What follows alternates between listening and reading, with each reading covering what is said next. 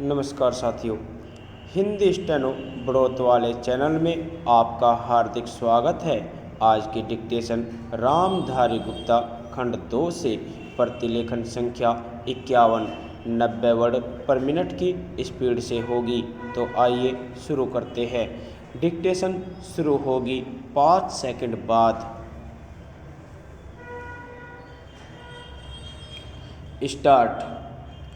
महोदय, मैं यहाँ यह भी कहना चाहूँगा कि स्थिरता का अर्थ गलती से जड़ता नहीं समझ लिया जाना चाहिए।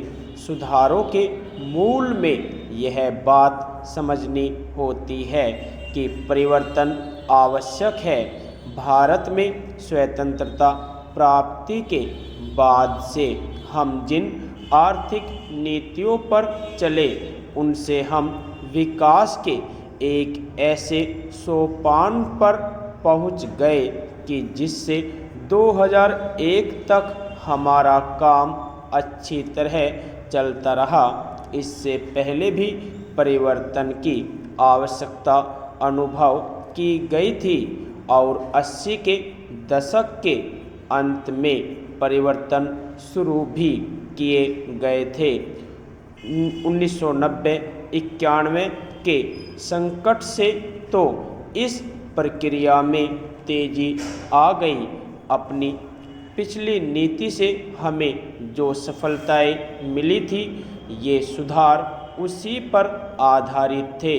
यदि हम 1991 में नियमों को दूर कर सके और उदारीकरण को जारी कर सके तो इसका कारण यह था कि प्रधानमंत्री के बुद्धिमत्तापूर्ण मार्गदर्शन में स्वतंत्रता प्राप्ति के बाद से हमारी अर्थव्यवस्था के विभिन्न क्षेत्रों ने प्रगति करके एक आंतरिक शक्ति प्राप्त कर ली थी।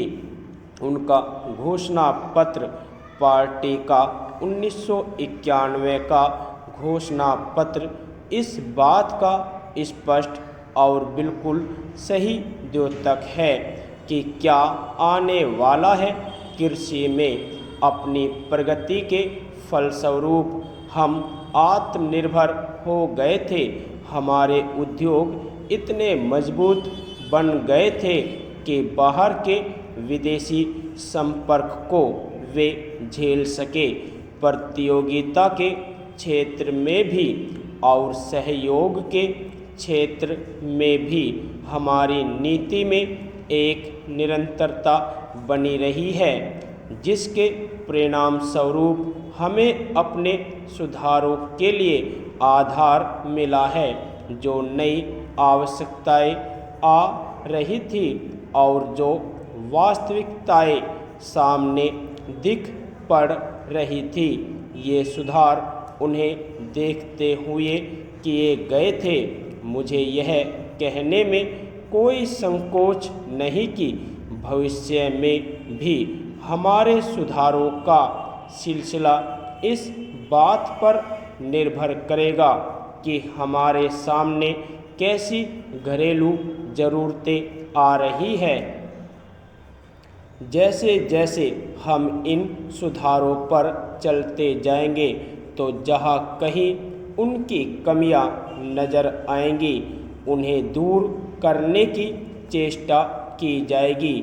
मैं सुधारों को बेहतर बनाने के लिए दिए गए सभी सुझावों का स्वागत करूंगा, चाहे वे आप सबसे मिले, चाहे मेरे साथी राजनीतिक नेताओं से, चाहे व्यवसाय विशेषज्ञों से मिले, चाहे जनता से।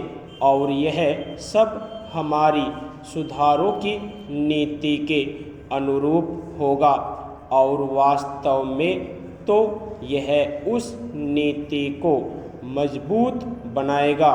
कभी उस नीति को परिशुद्ध करने पर जोर देकर और कभी उसमें मानव हित पर ध्यान देकर, और ये दोनों पहले दिन से ही हमारी नीति का एक भाग थे।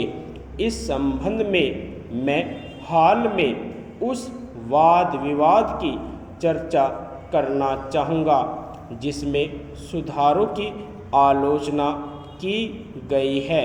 यह कहा गया है कि नई नीतियों से जनता के अपेक्षाकृत गरीब वर्गों को कोई लाभ नहीं हुआ। कॉलेज के दिनों में मैंने भी इस बात का अनुभव किया है कि दिन में एक बार खाना मिलने का क्या अर्थ होता है।